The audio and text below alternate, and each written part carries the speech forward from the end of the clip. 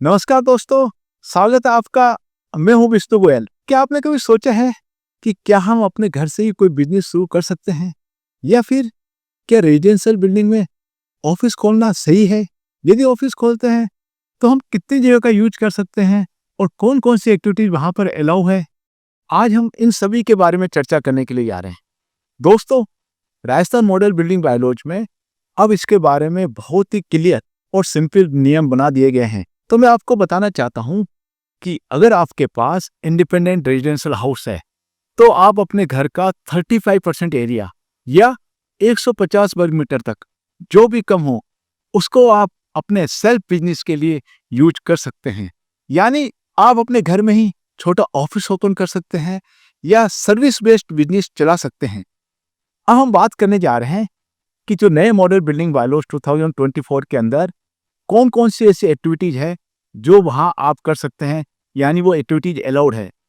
दोस्तों, इसमें कई तरह की एक्टिविटीज अलाउ की गई है। सबसे पहले प्रोफेशनल ऑफिस। प्रोफेशनल ऑफिस के अंदर कोई भी एडवोकेट है, इंजीनियर है, डॉक्टर है, चार्टर्ड अकाउंटेंट है, आर्किटेक्ट है, फाइनेंशियल एडवाइजर है, मीडिया प्रोफेशनल है, आईटी प्रोफेशनल है, टाउन प्लानर है, ये अपना ऑफिस ओपन कर सकते हैं।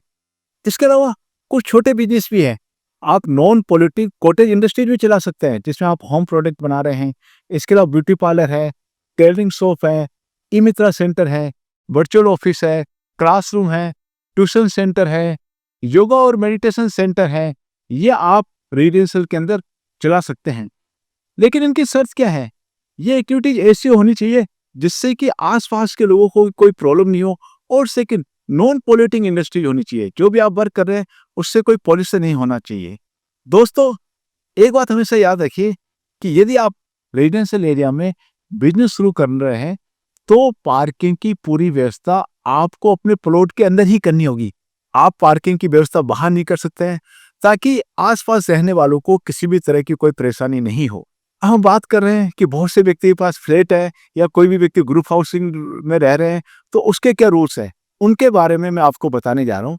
अगर आपके पास फ्लैट है या आप ग्रुप हाउसिंग में रहते हैं तो आप तभी कॉमर्शियल एक्टिविटीज कर सकते हैं कि उस बिल्डिंग प्लान के अंदर पहले से ही कॉमर्शियल यूज के लिए जगह फिक्स की हुई है। जो जगह फिक्स की हुई है वहां आप कॉमर्शियल एक्टिविटीज कर सकते हैं। कॉमर्शियल के अंदर जो रेजिडेंशियल की परमिशन दी गई है, ये छूट केवल इंडिपेंडेंट हाउस के लिए दी गई है। यदि आप फ्लैट में रह रहे हैं तो फ्लैट के अंदर ये सारी चीजें अलाउ नहीं है। फ्लैट के अंदर केवल वही अलाउ है जहां पे उनका एरिया फिक्स किया हुआ है। दोस्तों, रेजिडेंशियल एक और चीज अलाउ है जिसके बारे में मैं आपको बताना जा रहा हूँ। अगर आप टूरिज्म सेक्टर में इंटरेस्टेड है तो आप पर्यटन विभाग से परमिशन लेकर 5 रूम तक का गेस्ट हाउस भी चला सकते हैं। और यदि आपके पास 200 गज का प्लॉट है, यानी 167 स्क्वायर मीटर का प्लॉट है और 30 फीट रोड पे है, और आपका प्लॉट नगर पालिका में है, नगर निगम में है, म्युनिसिपल लिमिट में है, और आपका प्लॉट 200 गज का है, 30 फीट रोड पे है, तो आप 20 रूम तक का, जी हाँ साथियों, 20 रूम तक का गेस्ट हाउस रेजिडेंशियल बिल्डिंग में चला सकते हैं। इसके लिए आपको क्या करना होगा? इसके लिए आपको पर्यटन विभाग से परमिशन लेनी होगी। पर्यटन विभाग से परमिशन लेके आप रेजिडेंशियल इलाके के अंदर 20 रूम तक का गेस्ट हाउस भी रन कर सकते हैं। फ्रेंड्स, रेजिडेंशियल बिल्डिंग में पेइंग गेस्ट हाउस और गेस्ट हाउस चलाना एक बहुत ही अच्छा बिजनेस आइडिया है।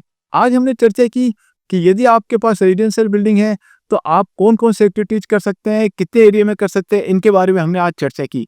इसके बारे में आपको किसी भी तरह का कोई कंफ्यूज हो तो आप हमें कमेंट्स बॉक्स में लिख सकते हैं। Thank you. Web consultancy solution private limited है सबसे भरोसेमंद पार्टनर।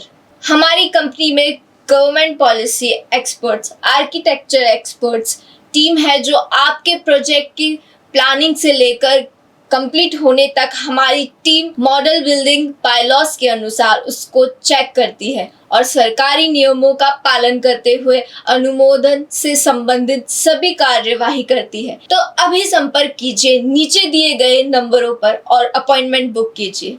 धन्यवाद।